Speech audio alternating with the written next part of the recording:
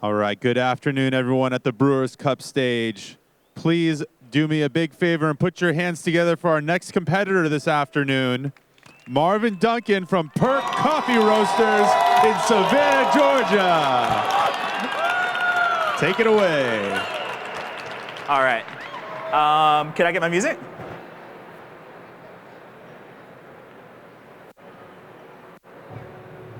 A little bit lower.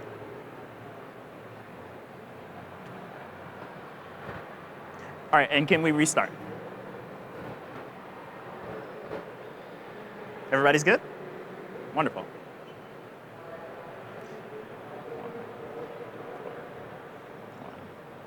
Two, one. Time. Hello and welcome, judges. Today, I would like to share with you a coffee that I think captures the spirit of what specialty will be in the future. A coffee that is the sum of experimentation, innovation, and foresight. A coffee that was designed to be excellent. So, that coffee today is an anaerobic fermentation of a natural process Mandela cultivar. This was grown at Café Granja La Esperanza in Colombia. Now, at Café Granja, Rigoberto and Luis Herrera are always pushing the boundaries of what's considered specialty. And this Mandela is just an example. So they designed this on their farm themselves, where they took the self-pollinated cherry of a Caturra plant and grafted it onto a Timor. So grafting is a technique when you plant the seedling of one crop inside of the stump of a different one. This produced high-quality Caturra cherries with a strong root system like a Timor. But they didn't stop there, however. They then crossed that with various Ethiopian land races in order to promote a really, really strong cup score. So typically, as a Caturra, you have sweet notes and citrusy.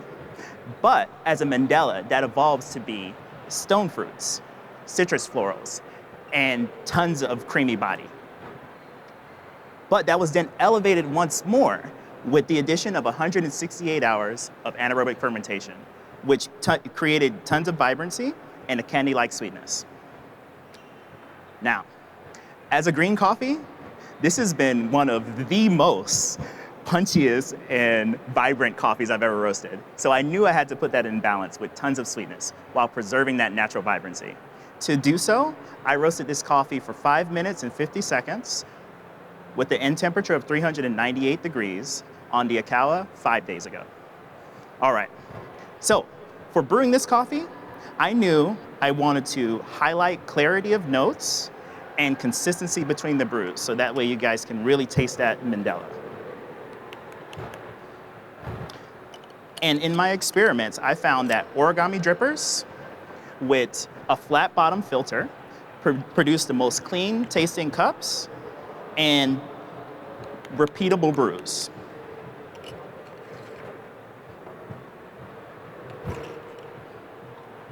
This was due to its wide bed.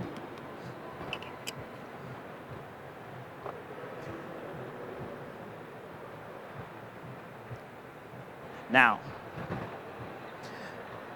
the water that I'm using today was specifically designed for this coffee. It's going to be at 195 degrees Fahrenheit with a total hardness of 98 ppm. I found that using this water transformed those stone fruit notes into a liqueur-like quality.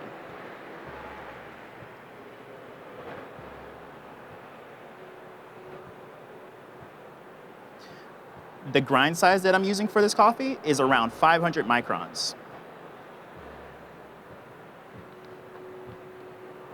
I found that using this grind size added depth to the cup and sweetness.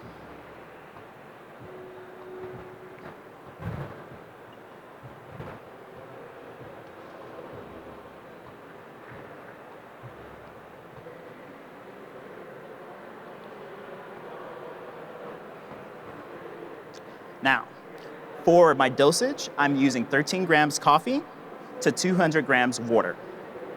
This 1 to 15.4 ratio promotes body and clarity of notes.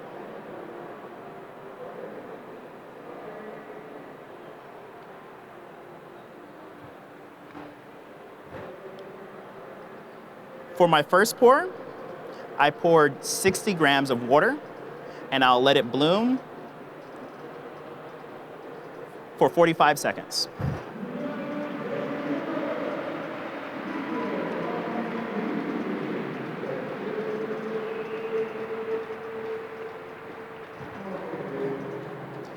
With having this much water, using this much water ensures complete saturation of the bed, kickstarting that diffusion process. My second pour was to 130 grams.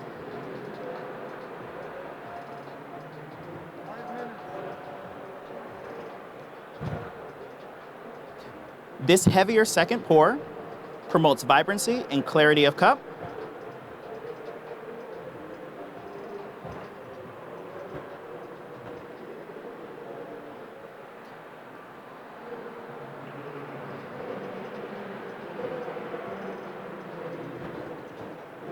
My third pour was 45 grams at 1 minute, 30 seconds.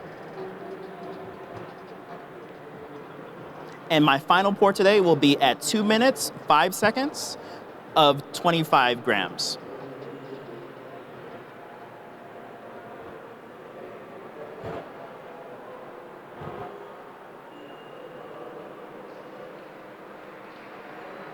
The total brew time should be between 2 minutes, 30 seconds and 2 minutes, 40 seconds.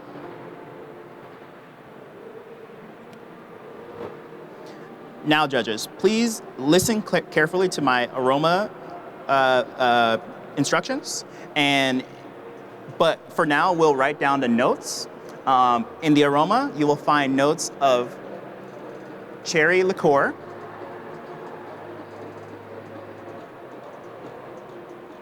toffee, and blood orange.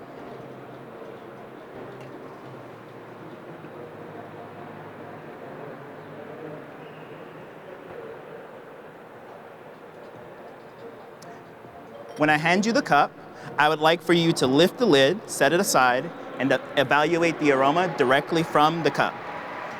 Then I would like for you to give it a swirl, evaluate the aroma directly from the cup, looking for the cherry liqueur and toffee notes. Then I would like you to give it a swirl, and then you'll evaluate that blood orange note. All right, judges, please enjoy the aroma. Please enjoy the aroma. Please enjoy the aroma. All right, judges, I'm gonna clean up real quick, but you guys can keep enjoying that aroma. I'll be right back.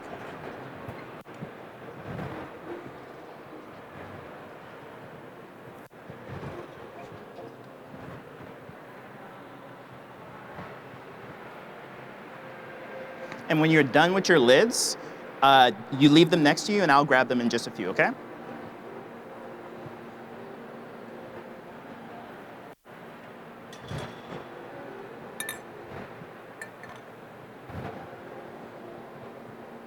Thank you, thank you, thank you.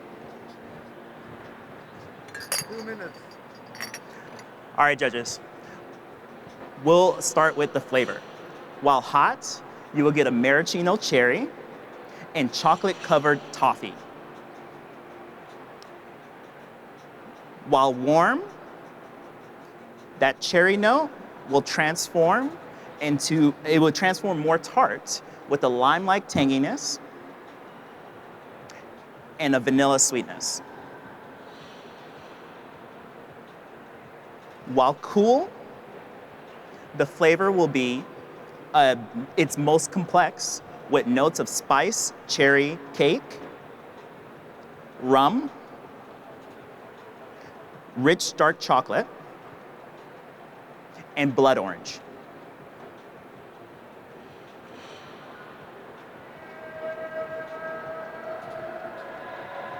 Now, for the aftertaste, it will be long and increasingly intense,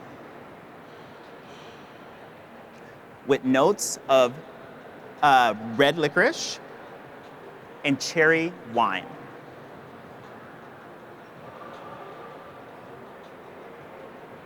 For the body of this coffee, it will be creamy and smooth with a medium-high intensity, as if it was a high-proof rum. The acidity is my favorite part of this coffee, and it will be medium-high intensity, starting off malic, but as it cools, it will be more and more citrus. Now, judges, that balance that that I'm going to talk about is due to all of the individual steps taken from me and through the roast and the brew. Please enjoy, and I want you guys to think about how intentional this coffee was from beginning to end. Time. All right, everyone, give it up for Marvin Duncan from Perk. Marvin, come on over here. Let's see, have you stand right there. All right. Make sure we're in frame. Awesome, congratulations. Thank you. Feels good now? It's all, yeah, it's all done? Good. Yeah. That coffee sounds really interesting. When did you first discover that coffee? Dude, we found it actually from our friends over at Ford months ago. Okay. We were planning to get that coffee and we just happened to have it. And I was like, oh, I got selected for the competition. This is a competition grade coffee and it's amazing. And I think I really want to stress, like, this coffee was super, super, like, every time you try it, every single time, wow.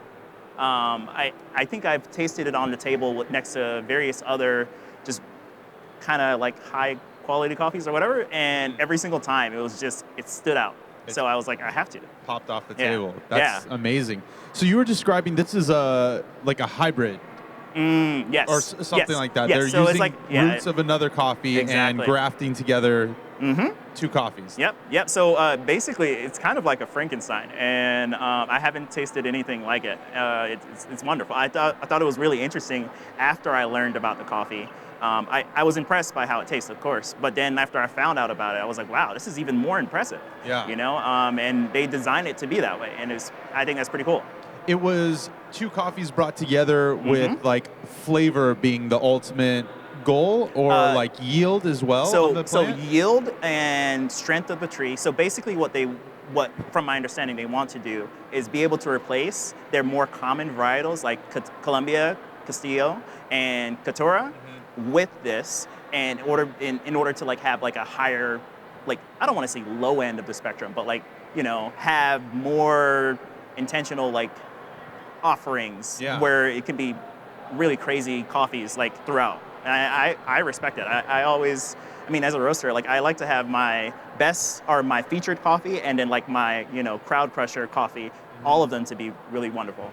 Yeah, well, and it sounds like they're wanting to broaden that spectrum of like flavor, availability, and characteristics of coffee at any level of the spectrum, right? Yeah, exactly. And that's what we want, because a lot of times we always think like, oh, coffee right here is going to generally like this and generally like this, but when you can make it taste, dude, honestly, wild. Yeah, exactly. So, I mean, I like to push it. I love geishas, but I hate geishas because I love it so much. They're kind of really, really, really just good, right? You go here. How many geishas have been on stage? A lot. But I wanted to do something that would push the industry further and like highlight that, because there are also, like, geishas are wonderful, but there are also really, really amazing coffees out there that are, you know, different.